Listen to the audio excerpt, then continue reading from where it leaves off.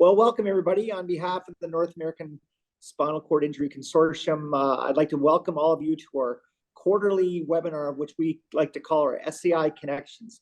Every quarter of the year, we like to take a topic and try to share some information with each other, as is the mandate of the North American SCI Consortium, as we like to call it, NASCIC.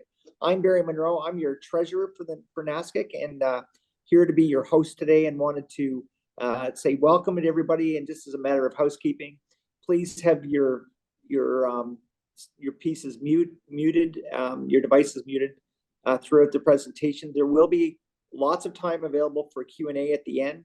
I would ask that people either raise their hand or put your question in the chat room, and I can read it out as well if that's what you would prefer. So welcome. Next slide there, please, Ian.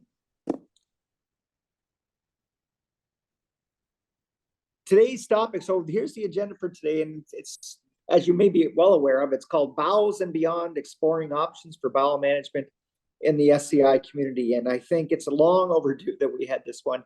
Obviously a topic that some people don't like to talk about, but if you have a spinal cord injury, some would say that sometimes our bowels and our bladders rule our lives. And this is why people need to not be. Sorry, can you please mute that? Could someone please mute their texting rich people? Sam, can you mute, please? Thank you. Am I muted? No, you're not. Oh, I'm sorry. So thanks, Sam. We thought this was long overdue, and we're really excited about the great guests we have here. We have a combination of clinicians who are experts in the area, as well as people with lived experience who can talk about their different journeys. I think it's fair to say that with spinal cord injury, we all have a different journey when it comes to how to manage bowel routines and how we go forward. I myself, I'm a C5-6 quadriplegic, injured in 1987. So I've a good 37 years of experience and trials and tribulations. And I can tell you, when someone asks me a question about what's the most significant part of my injury that really I think about all the time, and it's my bowels. And it's something you don't normally share outside of our group, but it's something that I think we can all say it's close to our concerns of what we have. And so today's agenda, I just want to briefly talk about the North American SCI Consortium. I'll introduce our speakers, and then we'll go into our presentation and go through some facts and better understand bowel. And then I really want to make it available for Q&A, because you have everybody in the room here to hear from you. And then we'll share with you what's coming up with NASCIC. So if you can go to the next slide, please, Ian. I just wanted to briefly explain to you who NASCIC is, for those that you don't know. We were formed in 2018 really as a grassroots advocacy group that really we decided that we needed to advocate on behalf of all of the community the best we could, and we wanted to be more active and united in our efforts initially as it was related to research, how we started, but it's really everything else too. Our membership includes over 60 community-based organizations, 326 individuals, and 112 partner organizations, which would include the private sector and academia. And our mission is simple: to bring about unified achievements in research, care, and policy by supporting collaborative efforts across the spinal cord injury community. But more importantly, how we achieve this mission is simple. We want to identify the gaps, communicate the resources that so many of our members have throughout North America, and then be a conduit of collaboration where we can bring people together and hopefully try to share what we've learned from each other, and more importantly, share the mistakes that we have so others don't have to do it, and all to better the lives of people with spinal cord injuries and the many stakeholders. Next slide. I just wanted to remind everybody, you can all be a member. It's free, and here's the QR code, but if you're not into that, you can go on to www.nascic.org. It's as simple as that. So feel free to join anytime. That way you'll have a little bit more of an edge on our newsletter and getting information to you. And we'd like to share that with you. The more we're involved, the more we share with each other, the more we can do going forward. And we're excited about that. Next slide. So today we're very lucky. We have some great speakers here and some really special and amazing individuals and people who I admire so much. We're lucky to have Ryan Gerbauer. He is a founding member of the largest SCI support group in Florida and the Spinal Cord Injury Support Group of South Florida. Brian has been working with Quest Healthcare as a national community relations advocate since 2014. And then we have Jesse Strawham. Jesse is a brand ambassador for WellSpec, co-founder of Wheel With Me, a not-for-profit dedicated to building a transitional house for SCI residents to develop real-life skills for independent living. And then from the expert side, I'd like to say, next slide, please, there, Ian. We're very lucky to have Lisa Beauchemin, I should say that, I'm a Canadian, get that one right. Clinical nurse manager for 7 years experience as an RN, an adult outpatient urology at the Clinical Advisory Board of Intermittent Catheterization, member since 2013, and board certified urological nursing. And we have Catherine Fernandez. Catherine's a clinical nurse specialist of 8 years of experience as a pediatric ICU RN, obtained her master's of science in nursing as a clinical nurse specialist in 2014, and is board certified and pediatric clinical nurse specialist. Thank you, all of you, for coming and joining us today. We really appreciate the time that you're spending and what you're doing for the community. It is so important.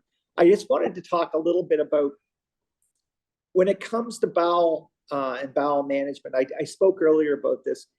Back in 2019, when NASCA was invited to speak to the NIH at a conference, we took a poll survey, frankly, to our membership, and we had an overwhelming response. Over 1,800 people, most of them with lived experience, coming back to us. And we asked what their priorities were when it came to their spinal cord injury and what they'd like to see addressed in research.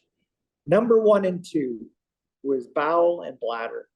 They rule us, especially if you're spinal cord injured as a quadriplegic. They take away your independence. They make life very difficult. There's no spontaneity. And of course, there's nothing worse than having an involuntary bowel accident. And it's humiliating. It's such a difficult thing, yet it is such an important part of our lives. And I think it's fair to say it's not addressed enough. So today we're trying to change that. Today we're going to examine and have an overview of what we're doing right now and what we're looking at, and looking at all the options that are out there. I think that's important, that people understand that we're all in different journeys when it comes to bowel and bladder routines, and that with aging, it does change.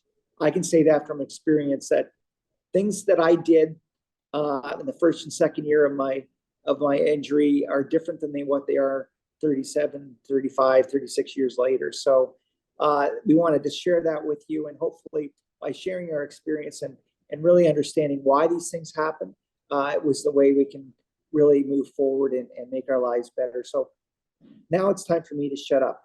I would like to invite both Catherine and Lisa. It's up to whoever wants to speak first, and maybe take us through kind of an overview of the neurogenic bowel and disorder. Yeah, sure. I can go Tara, through the can first you couple go on slides and mute? then switch over to you, Lisa, or vice versa. Yeah. Sure, that sounds great, Catherine. You like it?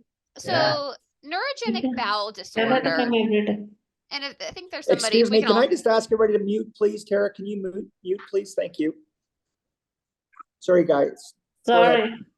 That's okay. It happens. Thank you. Yeah, so neurogenic bowel disorder, basically what that is any sort of interruption along that neural pathway. So to have a bowel movement or to have bowel control, you have to have the brain send the signal down the spinal cord. There's lots of nerves that go from the spinal cord to the bowel that cause it to squeeze to get that poop out, or to cause the rectal sphincter to maintain that pressure so you're not having involuntary bowel movements.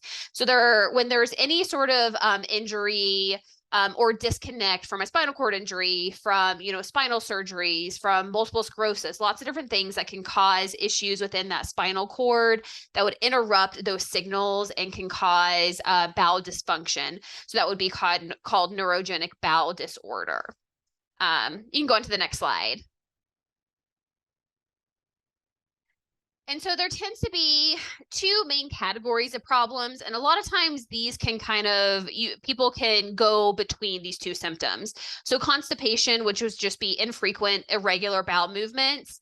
And over time, especially if there's people straining really hard to get these bowel movements out, or that stool is just building up, it can cause the bowel to stretch and cause that muscle and nerve damage, that muscle to stretch out and that nerve to weaken over time, which can exacerbate this constipation.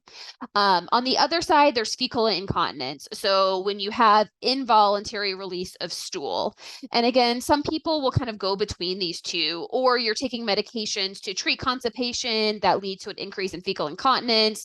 Then you're taking bulking agents to prevent that fecal incontinence that leads to constipation.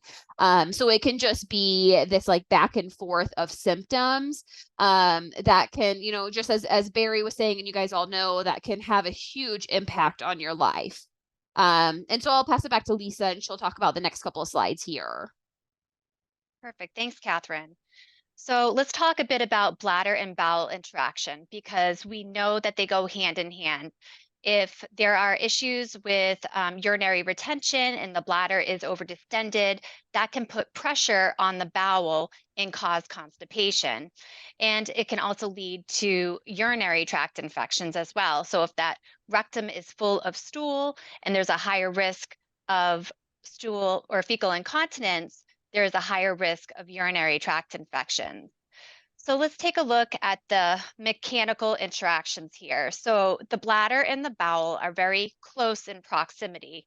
So they're affecting one another. So it's very important for you to advocate for yourselves when you're working with your physiatrists, your providers who are helping you manage your bladder and your bowels, that you're addressing both at the same time.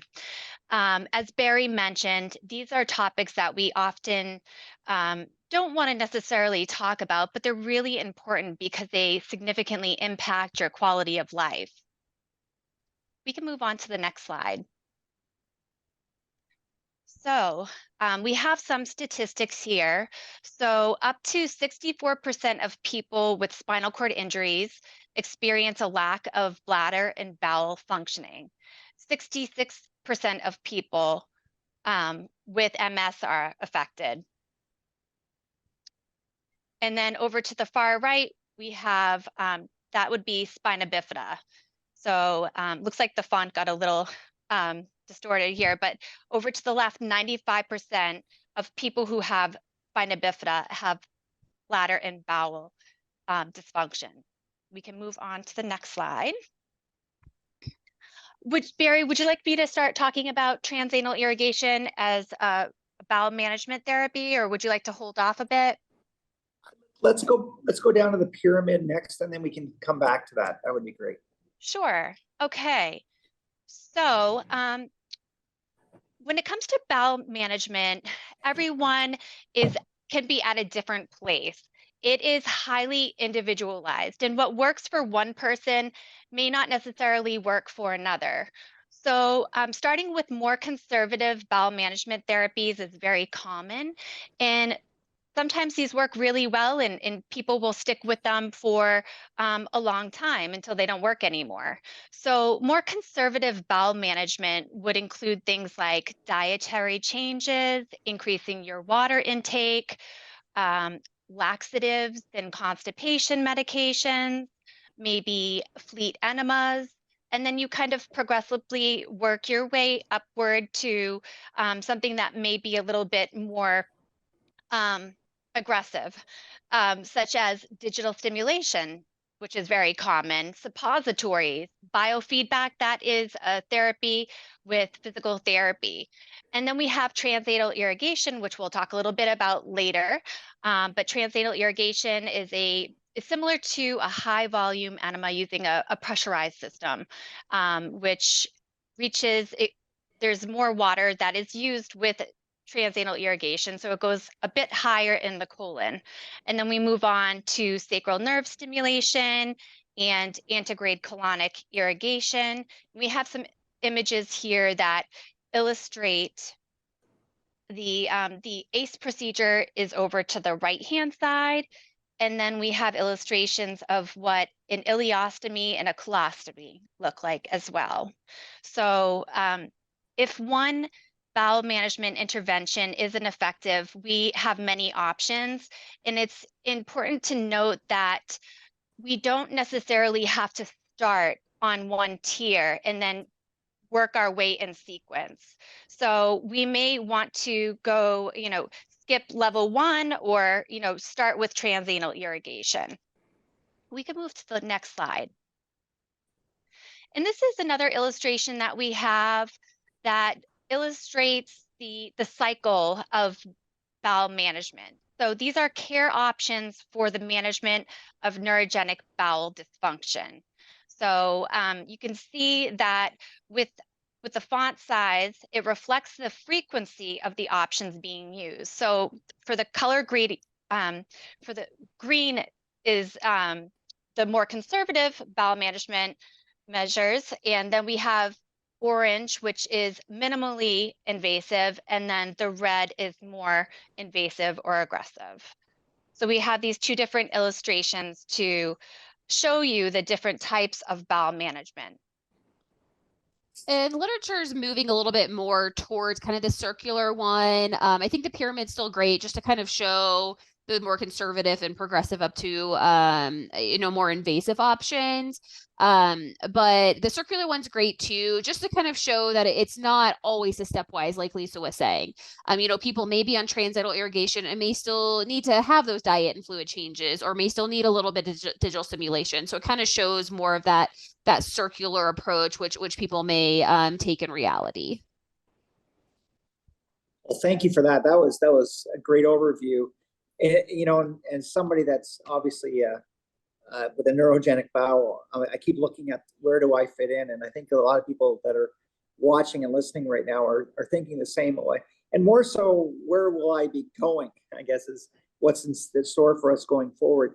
I thought it'd be best if we talk now about some of our journeys, and I want to go back to our two guests here today, and maybe start with you, Jesse, and maybe explain to the audience your journey.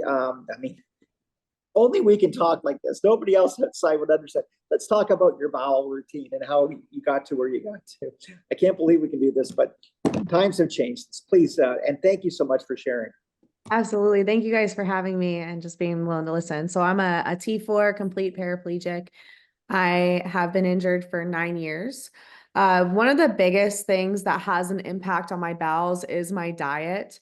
It's something that I closely pay attention to, but then also being a woman is my cycle. So depending on where I'm at in my period, my bowels would change. Early on in my injury, I stopped using stool softeners and suppositories. Just the stool softeners, I wasn't a big fan of them. Suppositories, I didn't like the weird mucousy residue that was left over after using them. I thought that was kind of gross, and I'm like, this is nasty. Every time I'd go to cath and pull my pants down, I'd have this weird residue in there. And so I stopped using suppositories, and I exclusively would just dig stem every time I cathed. And I got to a point where I was dig stemming morning and night, and that's how I was managing my bowels. So it wasn't until just last October that I found transanal irrigation, which is what I'm so passionate about and excited about, because it's literally, for those of you that cath, it's like a Foley catheter for your rectum, essentially. So there's a catheter, it goes into your rectum, you blow up a balloon, holds it tight, and then you infuse tap water. That's it. It's just warm tap water. So you're not putting weird medicine up your bum, essentially, and you're just putting water. And then I literally am in and out. Like, it takes me, I have it down now. I've been doing it since October. So I've been doing it probably 4 months, 5 months. And I have it down to 10 minutes. I have my bowel program completely done. So I'm on there. I put the water in. There's no set time, which is probably the best part. There's no activation time for the water to evacuate your bowels. And so you put it in, you deflate the balloon, pull it out, and then I do a quick dig stem and everything comes out. It's literally so quick and easy. So I went from digging for 30 minutes when my bowels got sticky and my cycle was coming to not even worrying about it. Thank you. Well, that's great. Yes, I mean, I think lot of us always, one of the things about bowel is it's time. Some people are fortunate just by sheer good luck that things go smoothly, but I've heard of stories of people spending hours going through it. It's half their day, and frankly, they have to do it from their bed because they can't. It's a different experience for us.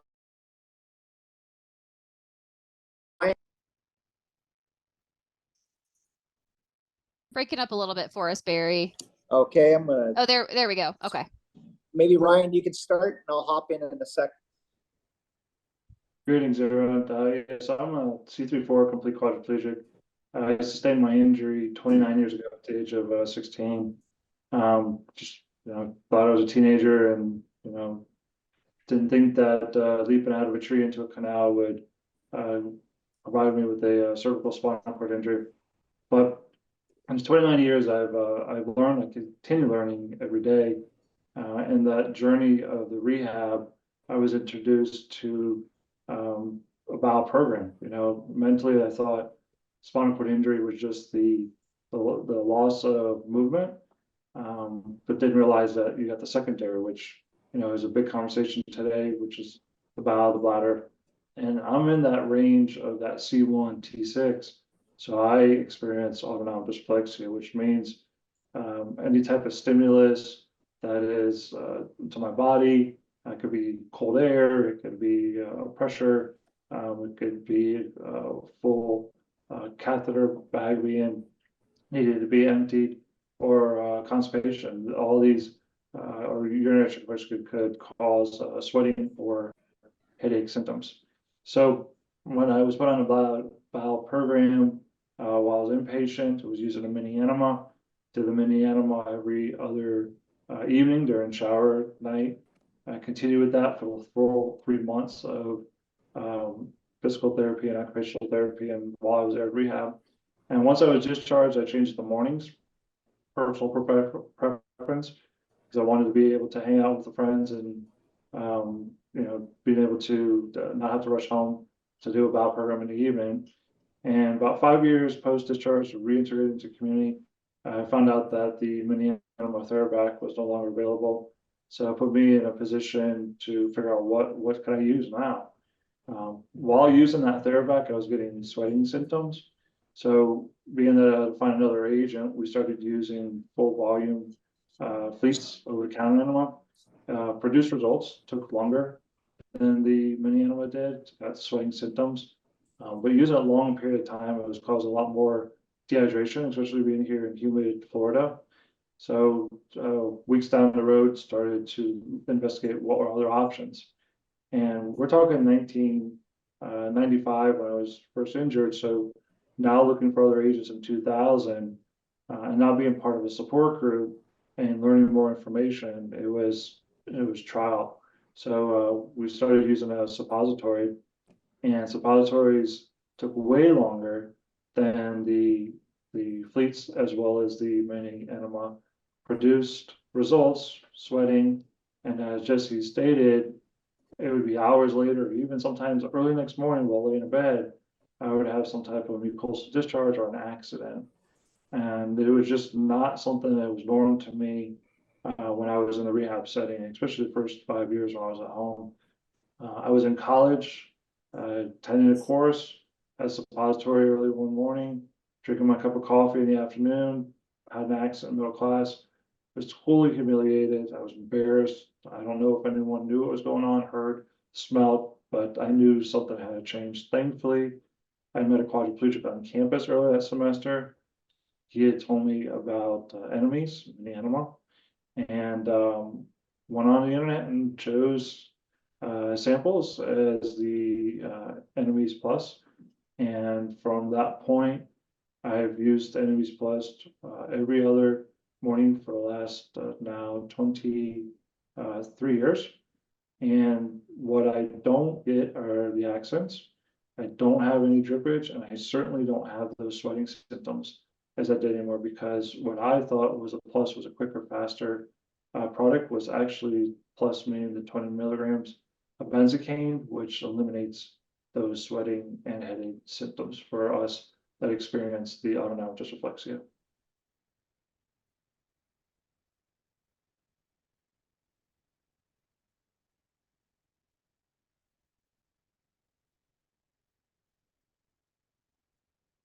Did I lose you? I'm not sure if Barry's with us. I know he was Yeah, having some. yeah, sorry about that. I just Oh, no, you're good. cut out for a second. Here we Yeah. go. Thank you, Ryan. I have a question for both you, Jess, and you, Ryan. How much does diet play into your bowel routine? It's everything for mine. And that goes both ways on if I don't eat enough, then my bowel routine will be off. Like if I have a day where I undereat, my next day, I know that I'm not going to have good results, and the next couple of days might be a little delayed. And then if I eat off of whole foods and I eat like a bunch of junk, which sometimes I do, I love me some ice cream, that will completely mess me up. Where it's like sticky and it's overly soft and sticky and it's hard to actually get out. Ryan, how about you? Good question. So it's hydration. Hydration is a very key point. I was educated when I was in rehab. I continue to follow. I make sure, especially, here in South Florida, that I drink enough fluids throughout the year. But also I want to make sure that I have the up or down approach where I eat enough fiber food. So I have some form of fresh fruits in the morning, and I have some form of vegetables, mostly salad is what I prefer in the evening, and that helps with that up or down approach, the fiber part. I'm not on any medications. I don't have to worry about, the types of food. One, I'm lactose intolerant, so that's one thing that I make sure I have to eliminate, but diet is a huge importance, but I also make sure it's enough fiber and hydration.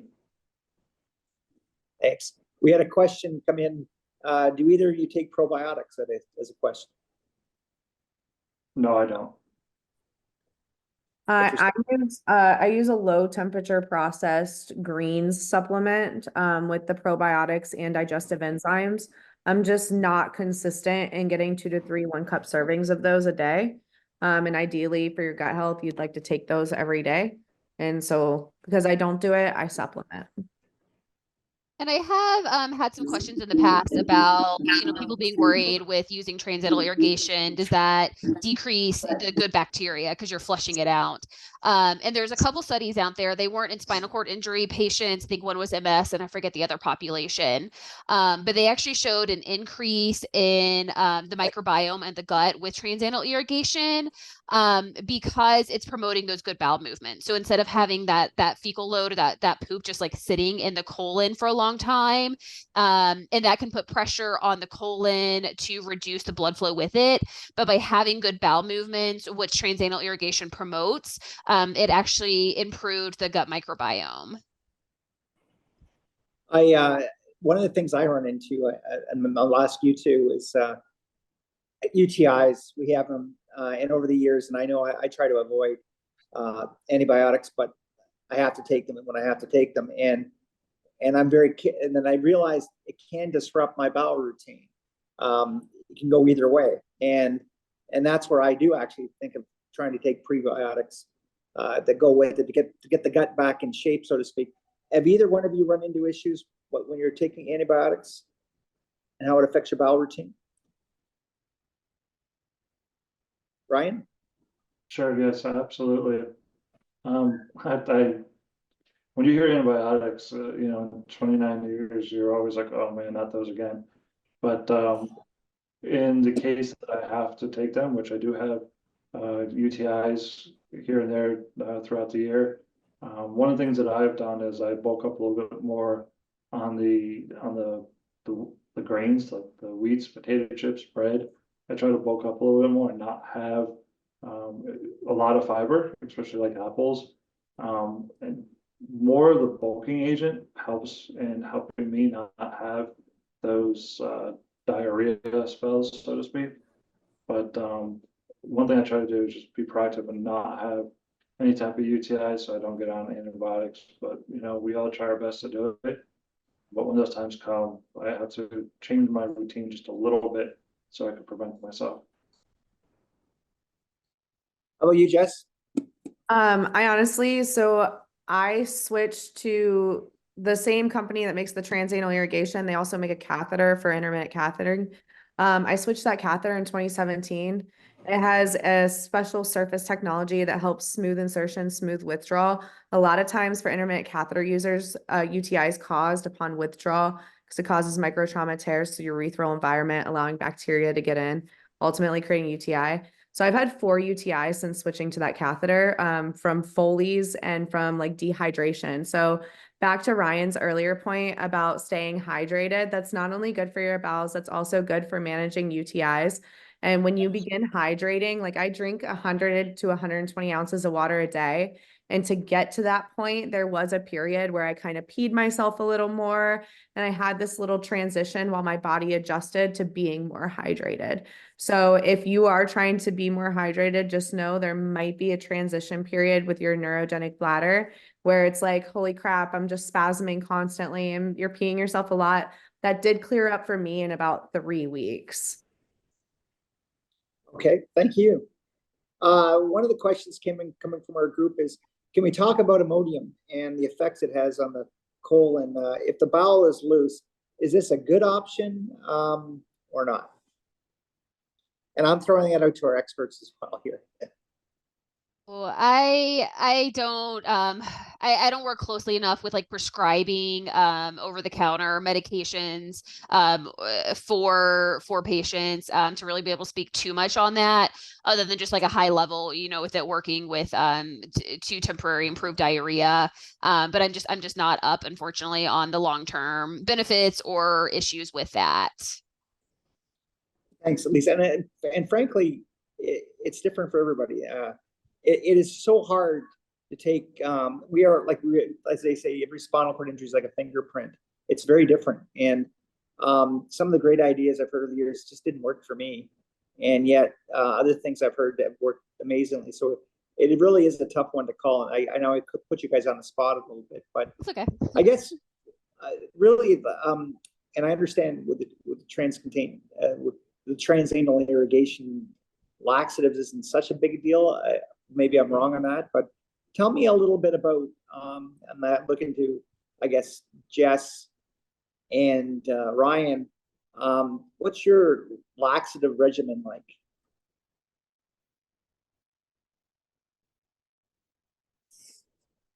I don't use any laxatives.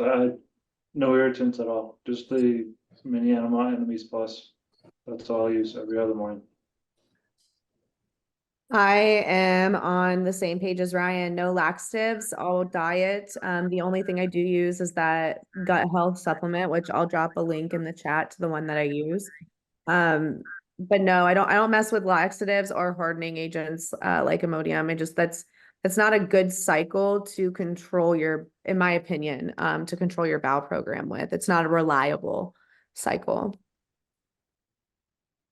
And I will say more, this is more in like the spina bifida community, but we have a lot of kids that may be on cone enemas. So basically like a gravity fed enema, and they're using irritants in that, glycerin, Castile soap, things like that. And a lot of them, not everybody, but a lot of them, when they move to Navina, so since it's pumped in versus gravity fed, they're able to come off of those irritants because it's more effective. And same thing with spinal cord injury patients that may be on a slew of bowel medications. There's kind of an overlap period when we start a Navina before Navina starts being effective. And then we recommend that they work with their provider to slowly kind of wean off of some of those bowel medications as they're able to, as Navina becomes more effective. Every person's going to be different. You know, some people may still need to stay on some of those, or may be able to decrease doses or come off of certain ones or come off of it completely. But I have seen a lot of people able to reduce or completely eliminate some of those meds when they're starting with Navina. It's great. We do have a question from Jennifer. What about if you tend towards diarrhea versus constipation? So you're fighting that battle. And she said she had a multi-cath procedure 3 years ago, and it changed her motility of her bowels and her bowels are mostly controlled on magic bullets now and digital stim. Wondering if irrigation would work better for irrigation. Sorry, I think would work better for me. And she's happy with her bowel program, but it does take an hour or so every other day.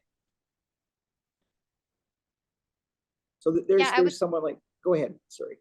No, I was just going to jump in and say, I think that transanal irrigation is something to definitely consider. So for people who are using the oral medications and the suppositories, it is something to consider. So she could get her bowel program down to under an hour easily. I know Jessie, she gets hers done in 10 minutes. That's amazing. I don't know anyone else that can do that, but that's very impressive. But when you're using That you're transanal gonna get irrigation, better and oh, I think somebody came off of mute. Yes, could someone, everybody please mute your computer? DBAB, 2013, your microphone's on. Sorry, go ahead, Lisa. Yeah, so I think there's definitely an opportunity to explore transanal irrigation as an option to help get your bowel program down to under an hour. And it's just a great therapy where, you know, you do it once a day and it reduces constipation, fecal incontinence, and improves bowel control. Just provides that predictability and control. So. I'm going to put this back now to, again, Jess, you use TAI, and Ryan, you don't, and we're all different. And again, this is a personal question. How are things with hemorrhoids? Let's talk about hemorrhoids. I feel very fortunate. I have not had any hemorrhoid issues. I have not struggled with hemorrhoids since being injured. But again, I've strictly used digital simulation since getting out of the hospital 9 years ago.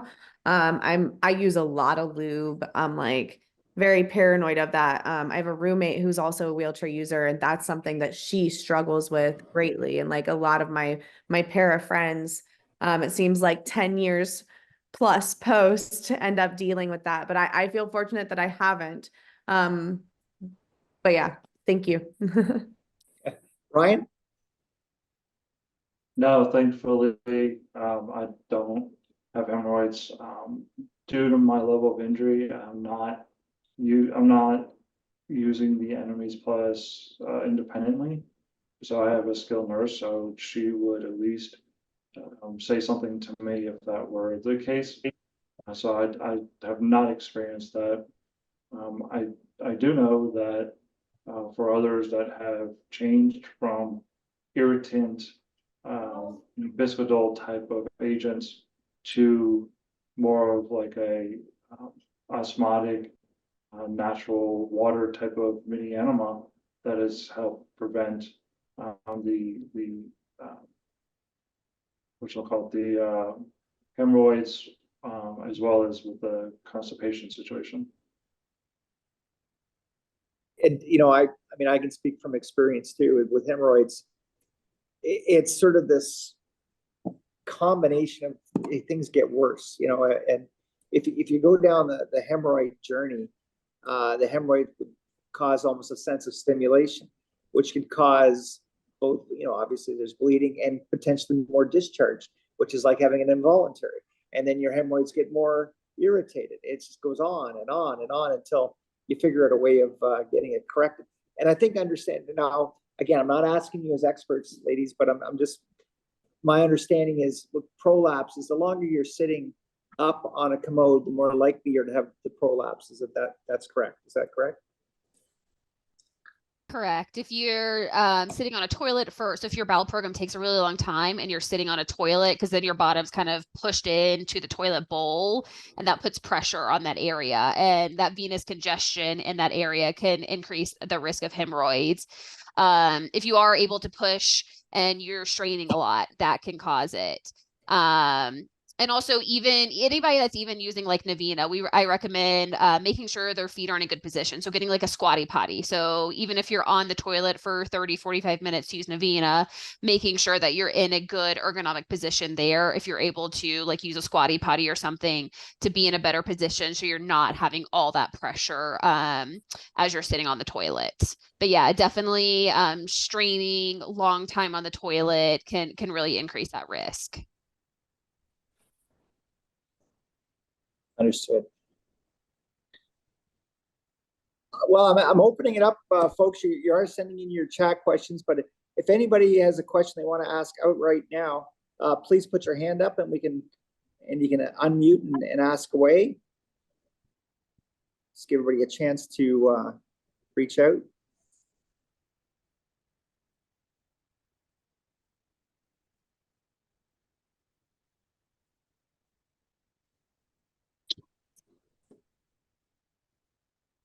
Any questions? Should we go back to the slide that goes over Ty, or do we feel like we've talked about that pretty well? I think we can, let's briefly talk about Ty and then allow people, if they have any questions regarding anything, please get them ready for us. Go ahead. Yeah. So transanal irrigation, you may hear it called bowel irrigation as well. WellSpect has a product called Navina, Navina, that provides transanal irrigation. It's like Jesse was saying, so it's kind of like the Foley catheter. There's a rectal catheter that you insert into the rectum. It's lubricated. It itself is lubricated. Inflate the balloon, and then water is instilled. It can get up to, because the colon kind of goes like this, right? It can get up to this first curvature. The volume of water will depend on the person, but basically what it does is it helps to stimulate the bowel. So when you're pumping in that water, and there's two systems that we have here. We have an electronic system, and then we do have a hand pump system like this. So you pump in that water. But by pumping it in, it helps to stimulate that bowel. You deflate the balloon, remove the rectal catheter, the water comes back out, and then within 15 to 30 minutes, the body typically reacts and has a bowel movement. Definitely not one size fits all. Just like anything like you guys are talking about, everybody's bowel program is a little different. We may have to adjust the water amount. The balloon size you're using for it. But it's a great tool to have in the toolbox to use this. It clears out the lower colon, and it takes 1 to 2 days for that stool to get back over there, or an average of 2 days. So it helps to clear out that lower colon. You do your irrigation, and then you don't have to worry about, fecal incontinence, chronic constipation. So we really feel like it's a great minimally invasive option for people to try whose those lower bowel, the lower conservative measures aren't working well for. Thank you. We have a question saying, is a device for TAI generally covered by insurance? Yeah, that's a great question. It really varies. Medicare currently does not cover it. That's Medicare. We're working to change that. We hope that changes here soon, but Medicare currently does not. Medicaid varies by state. We have some states that cover it and it goes through really quickly and easily. Other state Medicaids may be a bit of a process, and some state Medicaids don't. So it can really vary by the state you live on if you're on a Medicaid program. And private insurances vary as well. We are having increasing success now that more people are on it, that we're seeing a lot more approvals from private insurances, but it can vary. I'm one of 4 nurses here with Navina, and we'll do everything we can to help get it covered by insurance. But if it is denied, we work to make our cash price as low as possible for that. And I'm going to just ask Ryan. I know, Ryan, you use Enemies. Is it Enemies Plus? Is the product that you use? Is that correct? Correct. Tell us a little bit about that and funding, because along your journey, it took you a while to get to that point where you're quite happy with what you use now, correct? Yeah, and the bottom line is, these agents that we're referring to, some will work for some will not work. It's just trying to find that middle line of what works best for you that will provide you the quality of life. And Enemies Plus is the only agent on the market that provides the individual that experiences the autonomic dysreflexia symptoms with the benzocaine. There are no other agents that do that. And it also depends on the individual. For me, from start to finish, meaning that once my skilled nurse squeezes the 5 ml of the Enemies Plus through the tube, when she removes it, my bowel program from start to finish is between 20 and 25 minutes.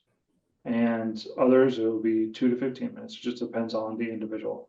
It depends on, again, a lot of what Jess and you asked a question is the diet you know, if you're not drinking enough fluids and you have hard stool, you're gonna have issues. You know, when you use agents, you certainly want to hit that rectal wall. With the enemies, for me, it's the descending part of the bowel that is evacuated. It's not the full.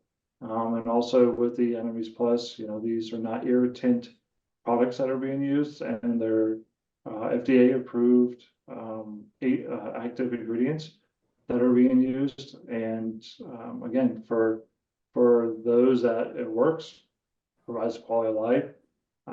Like myself, it's certainly helped. And I don't worry about being a prisoner of my own home. I do not worry about leaving my own home thinking I'm gonna have an accident. I don't wear any type of diapers. I don't have any mucosal discharge. I have no leakage. And it's hopefully with this information, individuals can make a decision if something's not working now, that they have a choice. And you know, with this conversation, there's two choices.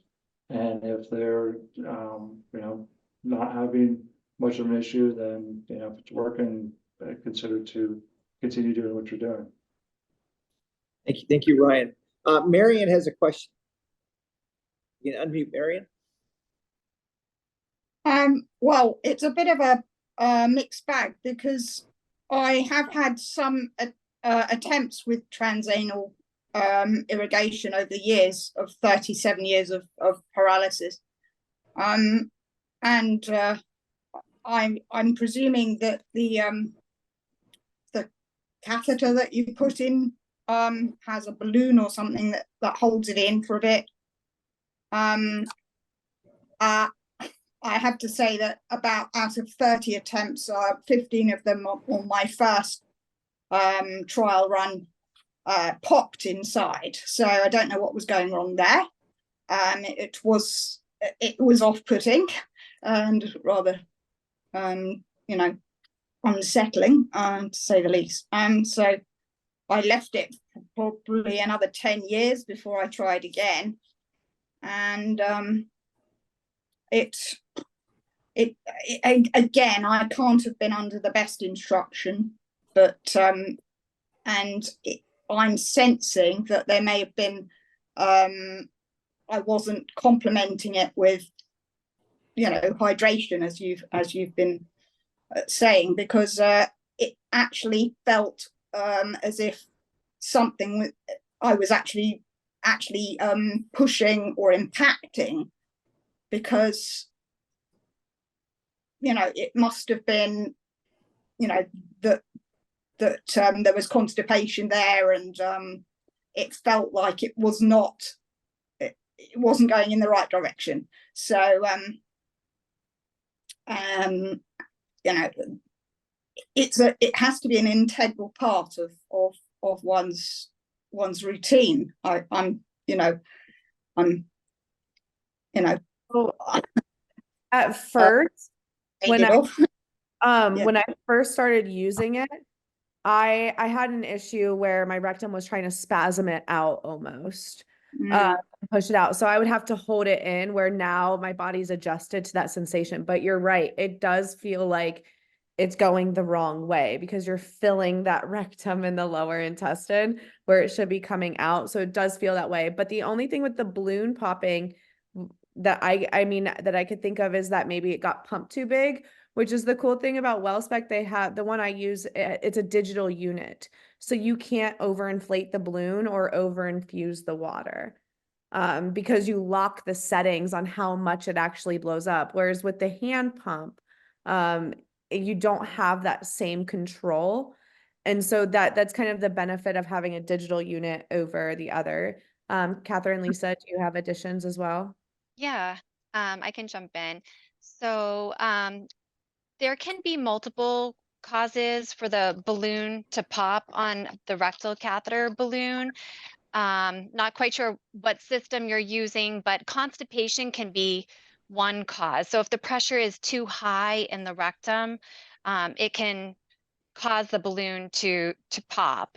I can speak for Navina that the balloons have been rigorously tested, and we don't have many reports of the balloons popping. It is important before you start using transanal irrigation to do a clean out first. So the therapy is designed to be a maintenance program. So it's not utilized to treat constipation. So it is important to talk with your provider, figure out what kind of a bowel prep or clean out that they want you to do before you start using transanal irrigation. Yeah. I mean, it's come I have, rather, okay. Go ahead, Marion, sorry. Well, I'm just saying that I've had so many adverse experiences with constipation and having, you know, failed with my attempts with TAI. I'm surprised that I've managed to sort of somehow ride the waves, and I'm appreciating, you know, when you've got prolonged sitting, that the pressure goes down. So I've got all those symptoms with hemorrhoids as well. I'm just sharing that I don't know if you use Macrogol, but it's called Movicol or Laxido we have in this country, England, and so I've discovered that using a minimal amount of that can help, you know, within 12 hours or even 2 hours, and 1 center in you know 12 hours ahead-ish. So I've been converted to that, and you know I'm just maintaining in advance of, as I have put myself as a referral for a stoma, because you know I wish I'd had success with this TAI, but at the moment I've kind of exhausted my my patience with it. So I don't know. Well, thanks, Marion, for sharing Right. your experience.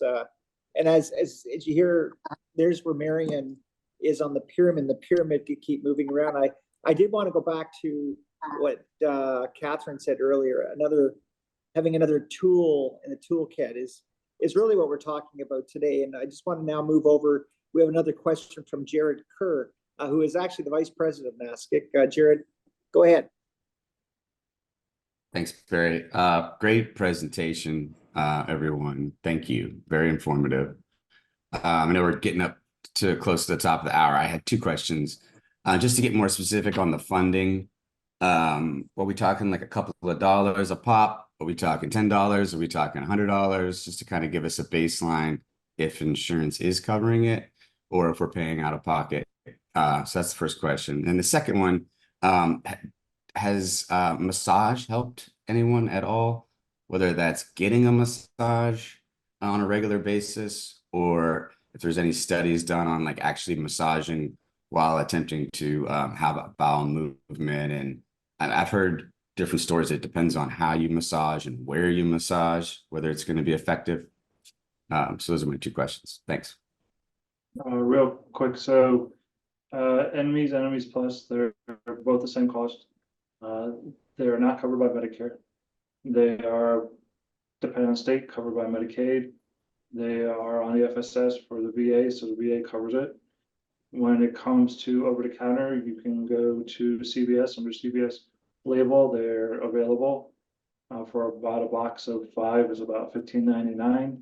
You can go on the internet and really get them for just depending on the website, a variety of different costs, but it's about $2 per unit when you look at it. But there is a patient assistance program through Quest, and they will work with the individual based on gross household income.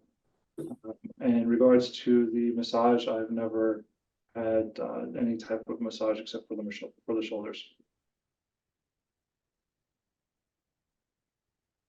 And the second question, I guess, maybe just over to our friends, and Navina, Jared asked about price. If it was over the counter, what's that looking like? Yeah, it'll vary on your usage, but for the classic, it comes down to, so for the classic hand pump unit, if you're using it every other day, you buy it per piece. Like the initial kit is $145, and then you buy the rectal catheters. So say you're using it for a year, if you averaged it over 12 months, it comes out to about $135 per month. Over that year, but you buy it per piece as each component needs replacing. And that would be that average for every other day usage for the Navina Classic. Okay.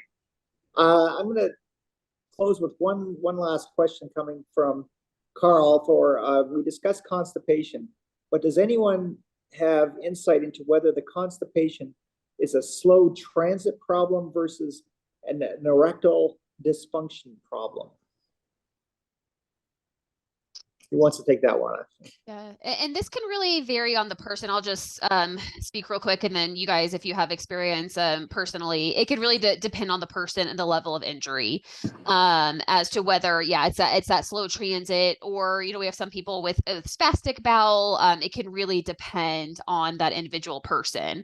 However, I will say we have a lot of patients that aren't spinal cord injury, that are non-spinal cord injury and have slow transit constipation from just other factors from the digestive system, and Navina can still be an option for them. Again, may not work for absolutely everybody, but like we were saying, a great tool and a great option to have. Any other comments on that department? Thank you. Thank you, Carl.